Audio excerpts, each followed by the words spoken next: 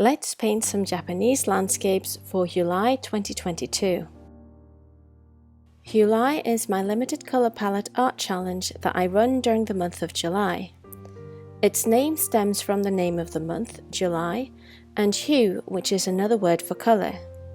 The goal of the challenge is to use colour palettes containing only 5 colours throughout the month. Of course, it's also possible to add black and white and even blend colours and use layer styles, as sometimes 5 colours just isn't enough. The first colour palette is a lovely combo consisting of cream, yellow, green, blue and a dusky brown. I knew I wanted to paint a few landscapes as part of the July challenge, and this colour palette would be absolutely perfect for this.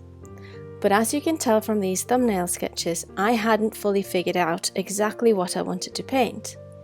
When I got the idea of painting Japanese landscapes, I found different locations that seemed interesting and gathered references and made my thumbnails based on those.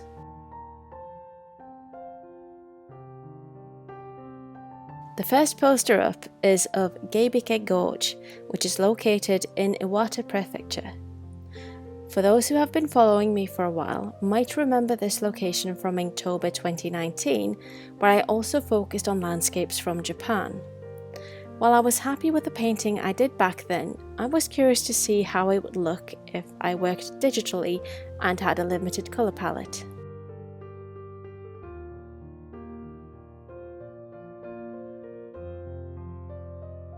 While I have a blue in my colour palette, I still decided to use yellow for the sky, even if that's not very realistic.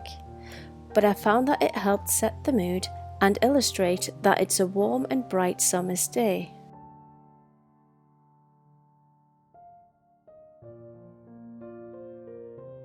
If you have any questions about my process, please let me know in the comment section.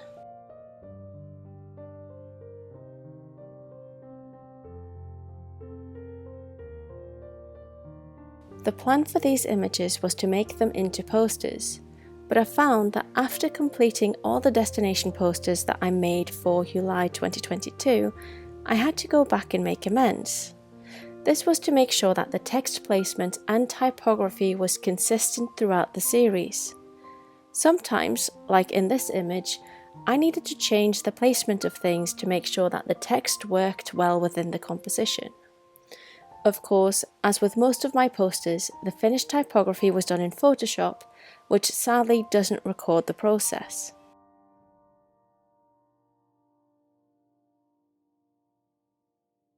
The next Japanese destination is Kamikochi, a valley found in the Hida mountain range in Nagano Prefecture and is sometimes referred to as Japan's Yosemite Valley.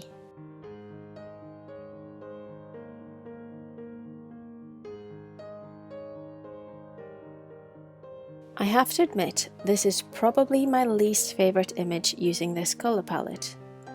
I could spot some of the issues when I first created the image, but I was unable to identify what was wrong so I could fix it. They say done is better than perfect, and that's definitely how I felt about this image. That said, I also saw this image as a learning opportunity, and by that I mean that I've been able to avoid some of the same mistakes in the other destination posters created during the challenge. For instance, I've been a lot better at adding contrasts between the foreground, middle ground and the background in the other destination posters. And now, almost a year later, I can pick it apart and learn even more from it. So, with hindsight being 2020, I can tell that I prefer the thumbnail of this destination over the finished image. This is because the thumbnail has more of a focus and is much less muddled in detail and colour. So, simplifying further would be a good move, likewise with finding references where there's more snow in the mountains. It could also be good to use layer styles in order to create more colour variations, but honestly, I think simplifying and being more intentional in my colour usage could go a really long way. What do you think? Is this an image I should revisit at some point? Leave your comments below. The final poster in this series is of Lake Kawaguchi, which is located in Yamanashi Prefecture, and provides an excellent view of Mount Fuji, if the weather is right, that is. I used a lot of different textured brushes in these images. Some of them mimic foliage and grass, which really helps speed things up while painting scenery. However, there was a type of brush I really wanted, but I couldn't find, so I made one myself. Actually, I made a few. This is a rake kind of brush that creates multiple parallel lines, which is really great for creating textures and makes it much easier to create hatching as well. This brush has been used throughout the challenge alongside a few other textured brushes, including that half-tone brush that I seem to have incorporated into a lot of my work since the beginning of 2022.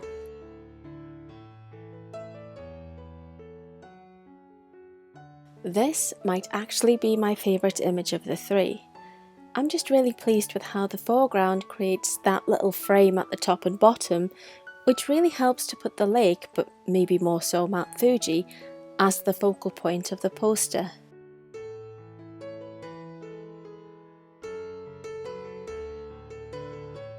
I had to go back and make amends to this image as well, as I initially made Mount Fuji a little bit too pointy.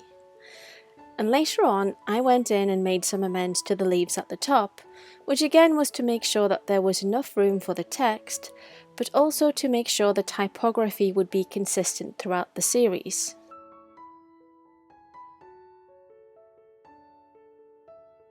Thank you so much for watching. More process videos are up on my YouTube channel, and check out my social media accounts and my website for more of my work.